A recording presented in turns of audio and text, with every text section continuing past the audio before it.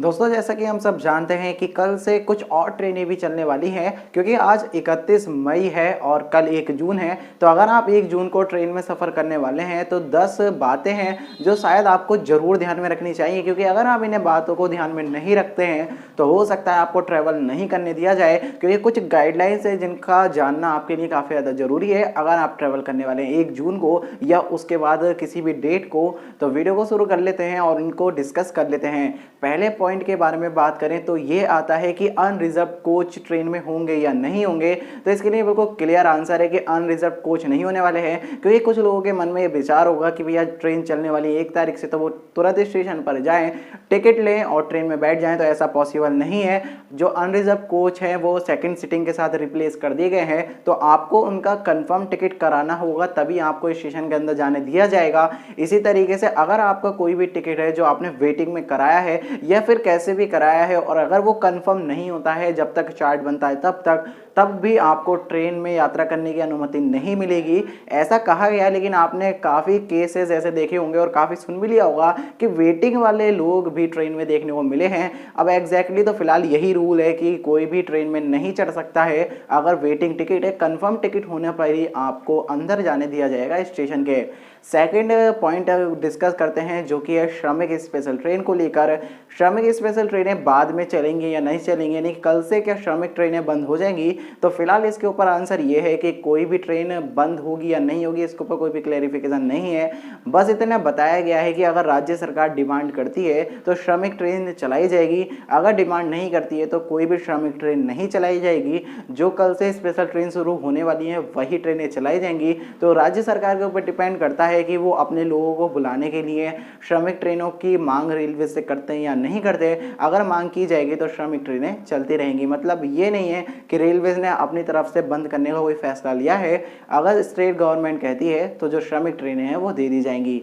Third point को discuss कर लेते हैं और काफ़ी लोगों का कमेंट भी आया है कि जो 100 ट्रेनें हैं वही अभी दी गई हैं, जबकि बात की गई थी कि 200 ट्रेनें चलाई जाएंगी। तो जब वो 100 ट्रेनें हैं वही 200 ट्रेनें हैं। अब वो कैसे हैं? क्योंकि कोई भी ट्रेन जब चलती है तो वो अप और डाउन 2 नंबरों के साथ चलती है, तो ट्रेन जाएगी भी और आएगी भी, तो इस तरीके से वो 2 ट्रेनें काउंट होती हैं। तो इस वजह से जो 100 ट्रेनों की आप लिस्ट देख रहे हैं एक्चुअल में वही 200 ट्रेनें हैं। अब बात कर लेते हैं सीनियर सिटीजन के कोटे के बारे में। तो फिलहाल सीनियर सिटीजन का इसमें कोई भी कोटा नहीं दिया गया है। जैसे कि हम सब जानते हैं जो हमारी नॉर्मल ट्रेनें होती हैं उनमें आपको जो फेयर होता है उसमें कुछ कंसेशन मिल जाता है, बट इसमें ऐसा कुछ भी नहीं है क्योंकि ये स्पेशल ट्रेन है। तो इसमें किसी भी तरीके का जो रियायत है वो नहीं दी गई है टिकट पर सीनियर सिटीजन के लिए। बाकी रेलवे मिनिस्टर और रेलवेज की तरफ से आग्रह भी किया गया है कि जो सीनियर सिटीजन है वो जितना हो सके वो ट्रैवल ना ही करे, तभी उनके लिए अच्छा होगा। तो फिलहाल अगर आपको बिल्कुल भी ज़रूरत नहीं है, मतलब आपका काम बिना जाए हो सकता है, तो वही फॉलो करें क्योंकि उसमें ज़्यादा फायदा आपको रहने वाला है। इसी तरीके से इन ट्रेनों में तत्काल टिकट रहेगा या नहीं रहेगा, तो इसके लिए भी कोई भी तत्काल की व्यवस्था नहीं की गई है, ना ही प्रीमियम तत्काल का कोई ऑप्शन है। तो सिंपल आप जो जनरल कोटा है उसमें जो टिकट है वो बुक कर सकते हैं। अब बात आती है कि ट्रेन का जो चार्ट है वो कब प्रिपेयर होगा। तो ट्रेन का जो चार्ट है वो 2 घंटे पहले बनने वाला है। ट्रेन के डिपार्चर से, जहाँ से भी वो डिपार्ट होगी, जहाँ से उसका सोर्स है वहाँ से 2 घंटे पहले बनने वाला है। और उसी के चलते 2 घंटे का जो गैप रहेगा ट्रेन के डिपार्चर से 2 घंटे के बीच का, उस समय पे ऑनलाइन टिकट हो सकेगी, यानी कंफर्म टिकट आपको ऑप्शन देखने मिलेगा। अगर सीट खाली रह जाती है तो कंफर्म टिकट में भी आप जो टिकट है वो बुक कर सकते हैं। जैसे पहले रूल थे सेम वैसे ही रूल रहने वाले हैं। कुछ जो डिस्काउंट है वो कंफर्म टिकट पे आपको मिलता ही है, तो वैसा ही कुछ रहने वाला है। तो ये एक फ़ायदा आपको मिल सकता है, अन्यथा अगर आप पहले ही टिकट बुक कराएं तो ज़्यादा फायदा, क्योंकि हो सकता है एंड टाइम पे आपको सीट ना मिले। इसी तरीके से एक और बात जो सबसे ज़्यादा आपके माइंड में आ रही होगी कि आपको क्वारंटाइन किया जाएगा या नहीं किया जाएगा। तो फिलहाल इसके ऊपर रेलवेज़ ने कह दिया है कि जिस भी स्टेट में आप ट्रैवल करने वाले हैं, जिस स्टेट से जिस स्टेट जाएंगे, तो वहाँ के जो भी रूल हैं आपको वो फॉलो करने होंगे। अगर क्वारंटाइन के लिए वो कहते हैं तो आपको क्वारंटाइन होना पड़ेगा। अगर वो कहते हैं कि नहीं भाई आप होम क्वारंटाइन हो जाइए, अपने घर जाके हो जाइए, तो भी है। तो ये बात सब कुछ जो आप जिस स्टेट में जाने वाले हैं उस पर डिपेंड करती है। फिलहाल कल कुछ गाइडलाइंस आई हैं जिसमें हमने देखा है कि लॉकडाउन 5 को अनलॉक 1 नाम दिया गया है। तो उससे तो लगता है, और साथ में अनुमति दे दी है सभी लोगों को कि कोई भी किधर भी जाकर ट्रैवल कर सकता है, किसी पास की रिक्वायरमेंट नहीं होगी। तो उसके बाद में तो मुझे ऐसा लगता है कि शायद क्वारंटाइन नहीं किया जाए। अब जो भी होगा वो आप ट्रैवल करें तो कमेंट में ज़रूर बता देना।